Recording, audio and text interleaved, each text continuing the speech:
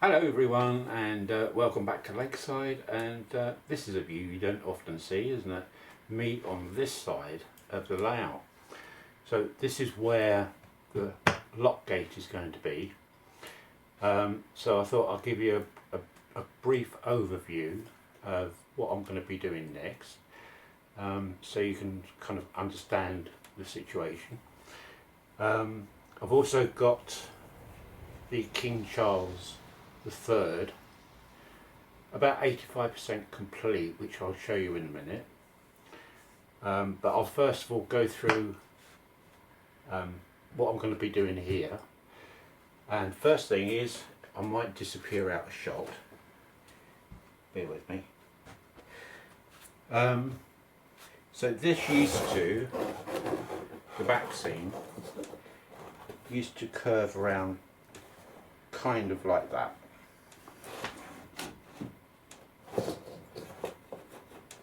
It was like that. So what I've done, I've cleared all this scenic area here. I've taken it all up, primarily because I didn't want to be tied down to what I had there. I've saved it all. It came up pretty much in one piece. So I can utilise, if I want, some of that material for when I come to do the rebuild. But if I fold that back like that, that is actually pretty much the extent of how much I want to extend this out to here, this area here, and then that is just about in line with the edge of the layout, which goes up against the banister rail. So it's going to give me about 1.5 feet between here and here, is about 1.5 feet extra to give me room to have the lock gate, associated bits and pieces here going down to the viaduct. So I've got ample room here to do a turning circle for, or a bay for the barge to come in and hold and wait before it goes through the lock gate, either that way or that way. So obviously I'm going to have to build this first, this extra piece of baseboard, and then I can position all the components on the layout here to suit my needs. Now the canal viaduct, aqueduct, sorry, I keep calling it a viaduct, it's an aqueduct. I can position the aqueduct maybe further over into the lake. I'm going to have to see on that, but it's not fixed down, so it's up to me where I position that. So the lock itself will be positioned here, and this will be at the high end of the canal. So the highest part of the canal will be here. It will drop down in the lock gate and then flow through and join up with the viaduct and continue on through the tunnel, and I'll show you that bit in a minute. So I've got some components here, and they're just a few of the components which I want to have in this area. So down here I've got the pub,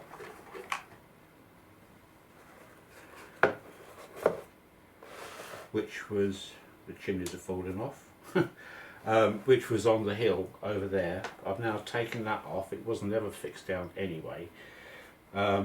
I've got the gatekeeper's cabin.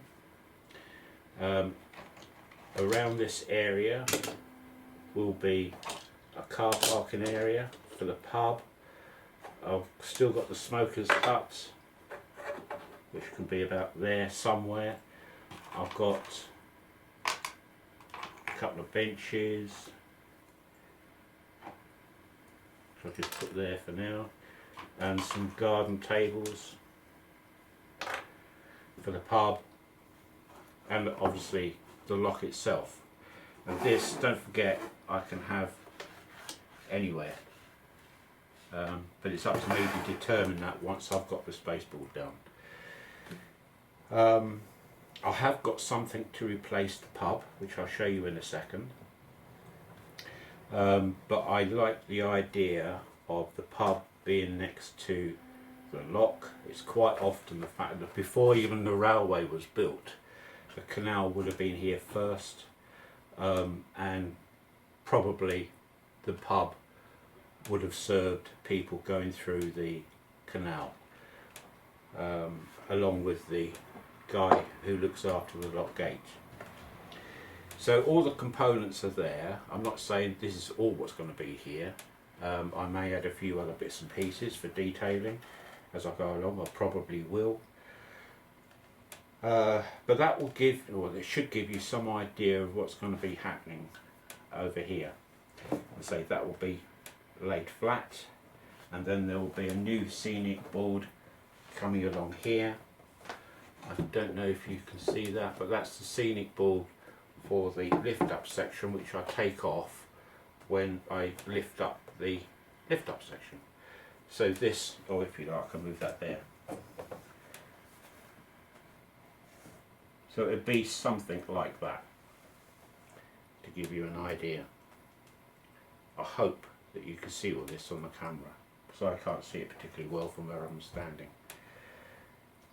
So that gives me quite a large area, and it goes all the way through to, which I know you can't see, the banister for the stairs. So I've got quite a lot of area here to landscape. So that's the plan. So today I shall be building the additional baseboard to come out here, and if I can get that done today, that's all I really want to do today, is to build that. Okay, so I may film that, I may not, but I will show you once it's finished. Even if I don't film it, I will show you the end result at the end of the video. Okay, so I will now take you over to the little hill, which you can just see, I think you can just see just there, you can see a coach sitting there. So let me take you over to that, and then after that I will show you King Charles III. Okay, so see you in a minute. Bye. Hello again. Right, so we're now in the position where the pub on the hill used to be. The hill is still there, but in its place I've put a camping coach, or what will be a camping coach. So all I've done at the moment is put a small piece of track there, and a BR Maroon LMS coach in its place. Whether I use that coach to modify into a camping coach, I don't know yet. I've got to go through and have a look at some of the coaches I've got to see what I can adapt, but I've just put that one there for now. And when I make the coach, I will do it so that I've got one of the doors opening, so I need to have two coaches really. One so that I can salvage a door from it, so that if it's this door here for instance, I will cut that out completely and throw it away, and then I'll cut another one out from another donor coach as a complete door, and I'll have that opening. Obviously there'll be steps, kids playing along here, parents. There will be a small car park for people to park their cars while they're camping, and that car will have access via a track, which will be this track here. Are you seeing it? Let's turn it round. There you go. So it'll be this track here, which I will probably remodel so that a car can quite easily get up that, which it can't at the moment. It's a bit lumpy bumpy. So that will be remodeled so somebody can drive up here and park the car. Now that track will eventually turn around here. That track will go right the way through past the manor house, and it will go up to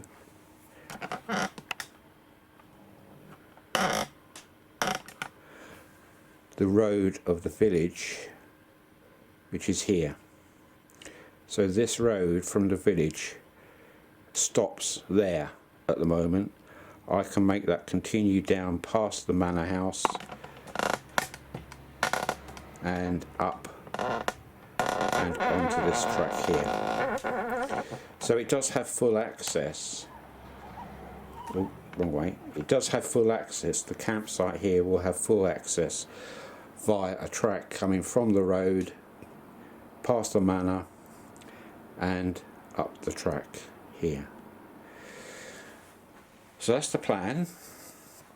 Now if I take my tripod and move you over here, perhaps this will give you a better idea. So this is where the manor house is normally mounted, here. So there will be a verge coming down here with the track on it to go up to meet the road, and the aqueduct is only positioned there at the moment, but it's totally movable, so I don't have to have the aqueduct in that position. When I come to do the canal, I might find that I want to bring the canal further forward into this area. It won't be much because I've got the curve of the track there. I suppose that it could be curved. There's no reason for that. But the other reason is that I want to be able to put scenics behind the aqueduct, and at the moment there's only about an inch, 2 inches at the most behind that. So that's another reason why I want to be able to put scenics behind this so that it meets the lake when I come to do the lake. So that's it, really. That's the plan. So from there, I've got to explain this bit to you as well, so I know I should get comments. Just try and focus in on this. Right, the tunnel at the end here, that's where the canal will disappear through. That is the old railway tunnel, which is obviously far too high because it was for a railway. Tripod's moving. It's obviously too high because that's the old railway tunnel, and canal tunnels are probably about half the height. So if I get my finger, point, so it will probably end up where the start of the curve is. It will probably start about there. So I don't have to lower the tunnel, I just have to raise the ground level, which will be fine because this part of the village here, that is, as you can see, raised up. So this track will form part of a cutting through from the canal, cutting, and then the village. And then the road here, that will come down and meet up. That will come down and meet up with the track which goes past the manor house. It will all make sense after, well, as I'm doing it, but hopefully that gives you an idea.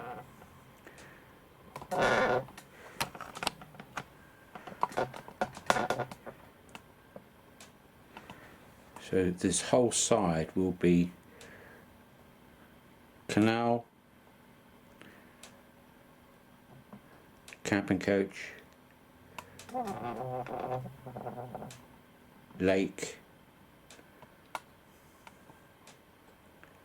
aqueduct, footbridge and a tunnel, plus of course the manor house. And that should do it. And that's really the basics of this whole one side.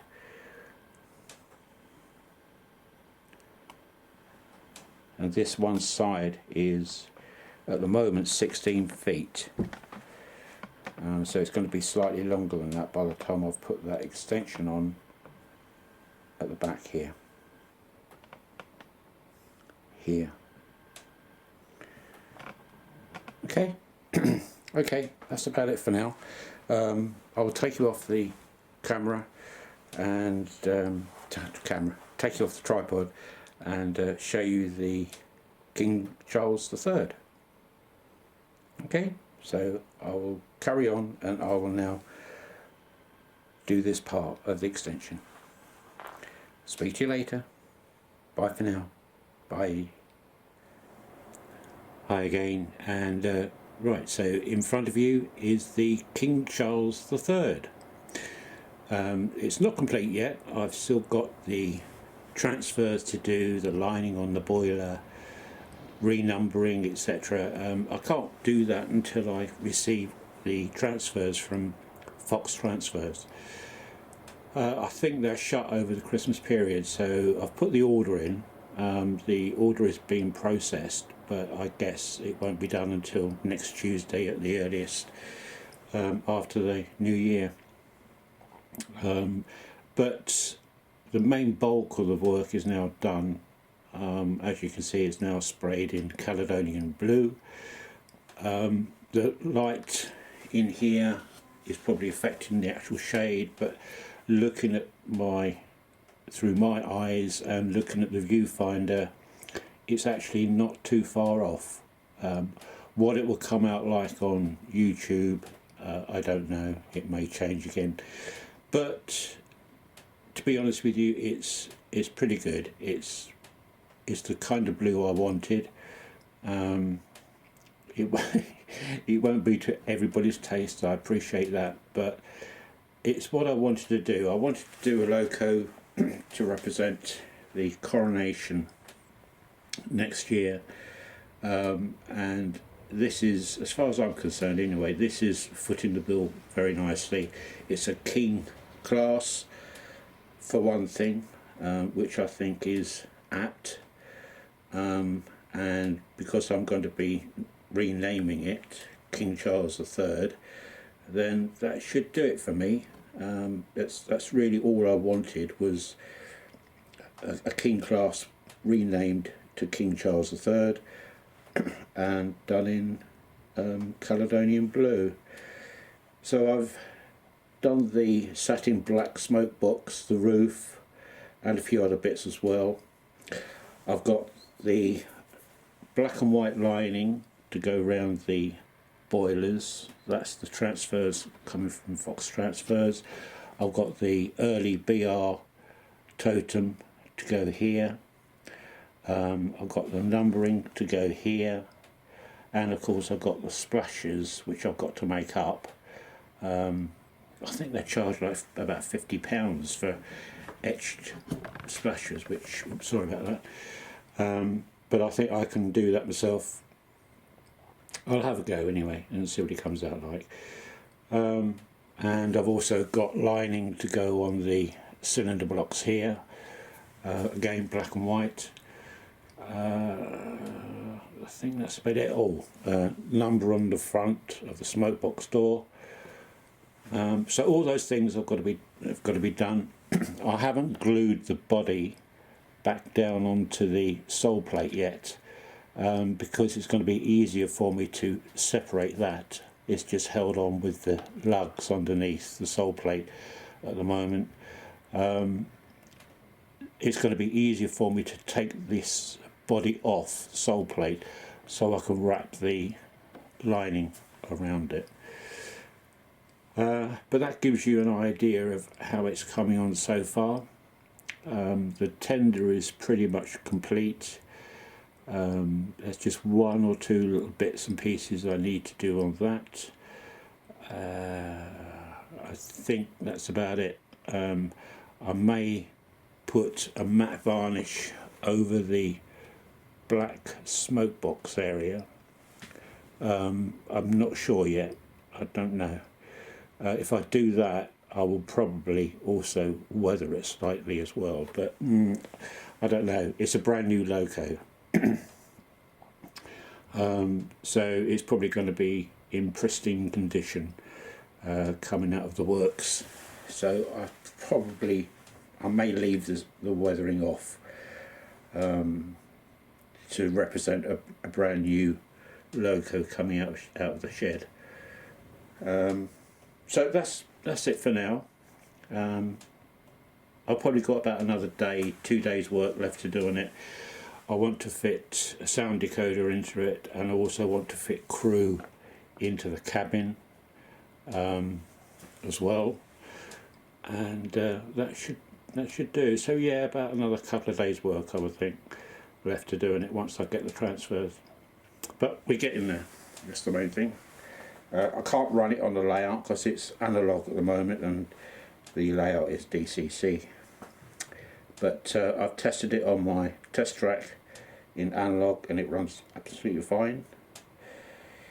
So that's it. So let's crack on with the next part of the video. Bye for now. Hello again, and as you can see, this part of the baseboard is now made and fixed to this part of the baseboard. I've just got to put a leg underneath it eventually. So I've just put the back seam here, which was here, just butted up against that for now, just to give you an idea. And I've folded the rear part of the back seam back. That's now screwed in place on the new part of the baseboard. So that gives you now a reasonably, I'm going to come back, you can see I've got a lot more space now to manoeuvre. One thing I didn't mention was the access to the pub and the lock gate for people will be a road coming through here up to the main area up there. So that lot will have to move back, and that can go back about 9 inches looking at it there. So I've just got to make up a new piece here for the lift up section, and then that's it. I can then start constructing the lock.